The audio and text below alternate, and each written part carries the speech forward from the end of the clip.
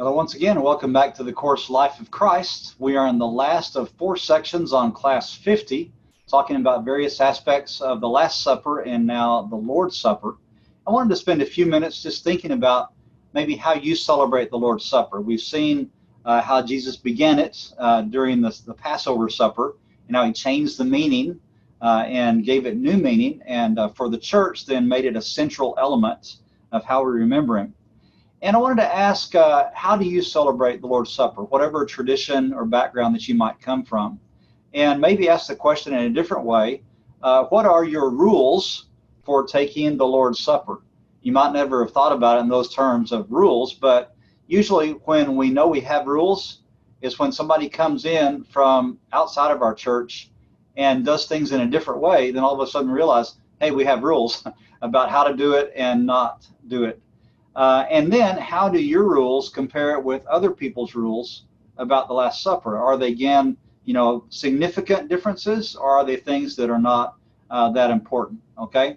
And what are rules that you think you could live with changing, and what are things that you can't really change? And this might have to do with, for example, how often you take the Lord's Supper, who takes the Lord's Supper, what ages or what commitments. It might have to do with your elements of what you take when you take the Lord's Supper, all kinds of things that could be your rules. And so I want to look through some of those things today. First of all, the elements. If we look back at the Last Supper, it was the Passover supper, and we know for sure that what the Jews would take is bread, this unleavened bread, and then wine, 4 cups of wine at different points during the supper. And we can talk about, how different was the wine from then or now, but we know it was alcoholic wine, just in small quantities, and nobody was getting drunk off of it. And so we kind of take that as a pattern. Some of the versions have the phrase fruit of the vine, and so that's given way to, okay, wine or grape juice, for example, white grape juice or purple grape juice. And so that's how most churches tend to celebrate when they have the elements of the Lord's Supper. The interesting thing is that those elements of bread and wine were also some of the most common elements available when people would eat and drink. And so that, for example, you might have bread every single day of the week. You might have some kind of wine every single day of the week, not in excess, just that was part of what you could drink. Maybe the water was not drinkable sometimes. And so it's interesting that Jesus would focus on those 2 elements as what he wanted us to use to remember the Lord's Supper, because there were a lot of different foods at the Last Supper, as we saw. It wasn't just bread and wine only, but Jesus chose those 2. And I wonder if part of what he did that for was to help people remember him more frequently.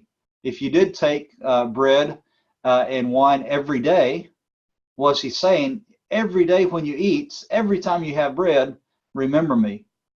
That would not be bad, right? Because we're supposed to remember Jesus all the time and gradually become more and more like him, imitate him in every way possible.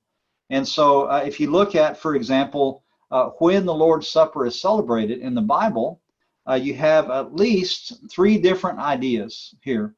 One idea that we mentioned, the original Lord's Supper was on a Thursday night, probably, maybe a Tuesday, depending on your chronology of the last week. But, it was a weeknight. It wasn't a Sunday, for example. So that's one example. Another example is in Acts 20, verse 7, and that's one that many churches have taken kind of as the pattern when it says they were in Troas, they met on the first day of the week to break bread together, right? And that seems to refer to, the Lord's Supper, at least a part of it. And so people say, okay, well then Sunday, first day of the week, the church should get together and share the Lord's Supper. And that's great. I think that's a wonderful practice, and many churches do that. But then there's an interesting example in Acts chapter 2, verse 46. And it talks about how the disciples, the church, would get together every day in the temple, and they would pray, and they would hear the apostles' teaching, and they would meet and break bread. It says they would break bread also in homes. And so you wonder, well, is it possible they took the Lord's Supper every day? Because the phrase there for breaking bread in the Greek, it's just pretty simple. It's always translated that same way. The words are always the same words for break and for bread. There's 5 times in the New Testament that we see that phrase. Acts 2:46, Acts 20 verse 7, already mentioned those. Matthew 15:36, that's during Jesus' ministry. Then we have Matthew 26:26, which is again during the Last Supper. And then 1 Corinthians 11:24, Paul's reflection on the Last Supper, right? And all 5 times that this phrase is used, breaking bread, it's the same words. And so sometimes it seems like it has to do with maybe a more formal ceremony of remembering Jesus in the Lord's Supper. And other times it seems like it's the practice of sharing a meal together in a home, just, eating a meal. And that could have been the context of 1 Corinthians 11, seems to be when Paul rebuked them for not waiting on each other to share a meal together. Make sure there's enough food for everyone and that everyone has a place at the table. Acts 2, the idea of sharing meals because people were in need and so they shared everything they had. And so the question is, well, would it be okay to celebrate the Lord's Supper every day? And some people say, no, at Acts 20, it's only Sundays. And if you go outside Sundays, it's not authorized. It's not permitted. And yet I have a problem with that because my question is, what is the purpose of the Lord's Supper? It's to remember Jesus, right? Remember what Jesus did on the cross, the new covenant, the body and the blood, how that impacts me and how I need to live. That's a message we want to keep front and center all the time. And so in a sense, I don't have a problem if people wanted to celebrate the Lord's Supper every single day because it might help them remember Jesus and be more faithful every day. Some people even do it as part of their wedding because they want Jesus to be part of their marriage, and they start off that way in the wedding ceremony by celebrating communion. I personally see nothing unbiblical about it. It's not necessarily in the Bible either, but it's not anti-biblical. It actually fits with the spirit, with the principle of the reason for celebrating the Lord's Supper. So that's one idea, when you celebrate it. Another idea is who celebrates it. And again, the traditional teaching has been the ones that take communion are the ones who have made a commitment to Jesus, who have accepted Jesus, who have tried to obey Jesus in every way. They try to be baptized. They try to live a Christian life. And then every week as they come to take it, they reflect on their lives. They reflect on their relationship with Jesus, their sins they may have committed. They reflect on the body of Christ, the church that's gathered together, and how they're a part of that body, if they're at peace with every other member, if they need to be reconciled to anyone. And so the people who take it are people who have made that commitment to Jesus. And I think that's really solid teaching biblically. I believe that totally, and I think that's correct. I think that the ones that take it should be Christians. In other words, one of my friends said it wouldn't make sense if you weren't a Christian to take it because it wouldn't mean very much to you. You will not have a commitment to Jesus, and so why would you take it? Okay.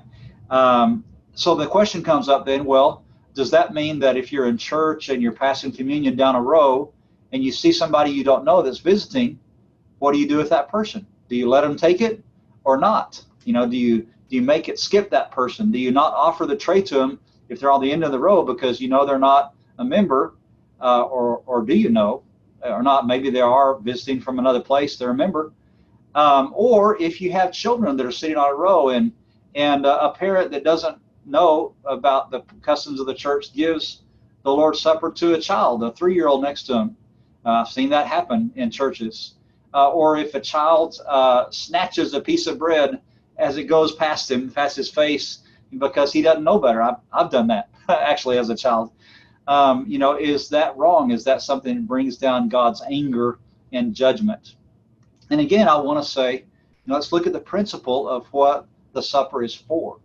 It's to remember Jesus. And so, of course, all the ones that have a commitment to Jesus want to do it to remember Jesus.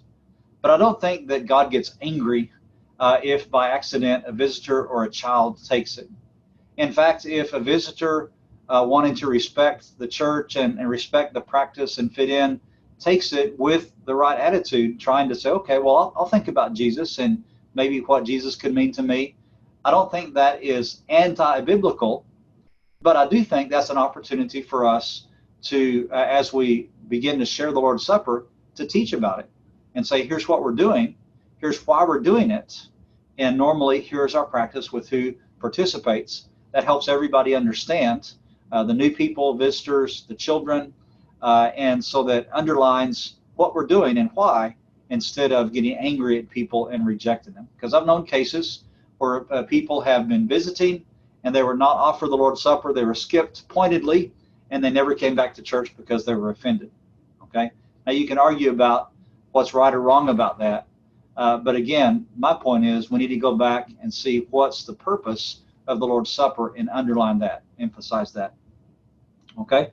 And then one interesting question came up about the elements themselves, because I heard one time an example of some missionaries in Papua New Guinea that wanted to celebrate the Lord's Supper with the new converts they were making among the people there. And I heard this as a story first, and I didn't know if I believed it or not, if it was just one of those preacher stories. But then I had a student in a class I was teaching at a university that their parents were from Papua New Guinea. They were working as missionaries there. And I said, hey, I've heard this story. Is it right? And he said, yes, this is right. And the story is that they didn't have bread, this unleavened bread, in the country. And they didn't have grape juice or wine. That just wasn't available. They couldn't ship it in from other countries. You know, it just wasn't practical and wasn't available. And so they thought deeply about this. They said, well, we want to celebrate the Lord's Supper because we want to remember the Lord in this way. We want to be respectful and try to imitate the Bible as closely as we can, imitate what Jesus did. But what do we do if we don't have the elements? We have two choices. We either can, not take anything and just think about Jesus, which some people might choose. And if they did that with, heart that would remember Jesus, then I think that's okay if you don't have the elements. But what they did in Papua New Guinea was different. They said, okay, well, the bread and the wine were the most common elements of food and drink at that time for Jesus. What would that be for us here in Papua New Guinea? What's our most common elements that everybody has access to every day? And they said, well, it's sweet potatoes and papaya juice. And so for their Lord's Supper, they took their most common elements, like their bread and wine, and they used sweet potatoes and papaya juice to remember the Lord in the Lord's Supper. Now, that's unorthodox, and it kind of makes you open your eyes and think a little bit. But I don't think, again, that's anti-biblical. I think that's in line with the spirit of, what they were doing. And I think in that way it was good. I think they honored the Lord with that. Now, obviously, if you have elements mentioned in the Bible, then it's great to get those and use those. And that's what I'd recommend first. But in this case, I don't have a problem with their heart and their intentions, their spirit, as they did this, because they tried to use it to remember the Lord. So a number of interesting questions about the Lord's Supper and how we practice it. And then we have, the different traditions about it and what's said and the order it's done in. But again, with every one of those, we come back to what's the purpose? What's the core of the Lord's Supper? And it's remembering Jesus. I want to close with one short reading that has to do with communion that was taken on the moon. Buzz Aldrin was a member of that first team of 3 that went to the moon with Apollo 11. So it says that this article describes how Buzz decided to do what he did that time. It says 42 years ago, this was written a little bit while back, 2 humans changed history by walking on the surface. But what happened, the first surface of the moon, but what happened before Buzz Aldrin and Neil Armstrong exited the lunar module is perhaps even more amazing. Buzz Aldrin took communion on the surface of the moon, sitting in the module there on the moon. The background to the story is that Aldrin was an elder in his Presbyterian church in Texas during this period in his life. And knowing that he would soon be doing something unprecedented in human history, he felt he should mark the occasion somehow, and he asked his minister to help him. The minister gave him a communion wafer and a small vial of communion wine, and Buzz Aldrin took them with him out of the Earth's orbit and onto the surface of the moon. He and Armstrong had only been on the lunar surface for a few minutes when Aldrin made the following public statement. This is the LM pilot. I'd like to take this opportunity to ask every person listening in, whoever and wherever they may be, to pause for a moment and contemplate the events of the past few hours and to give thanks in his or her own way. He then ended radio communication, and there on the silent surface of the moon, 250,000 miles from home, he says, in the radio blackout, I opened the little plastic packages which contained the bread and the wine. I poured the wine into the chalice our church had given me.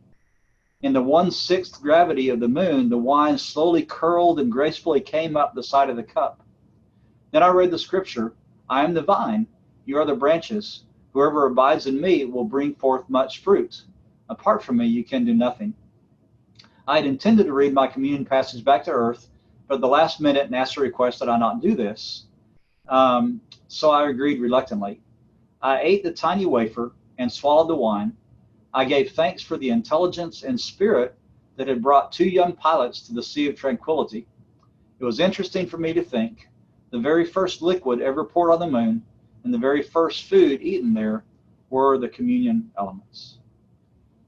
That's just really interesting. I like the way that's done. And so this ceremony, which is so important to us from the very beginning there at that Passover supper, has continued now for 2,000 years as really part of the core of the church's doctrine and practice.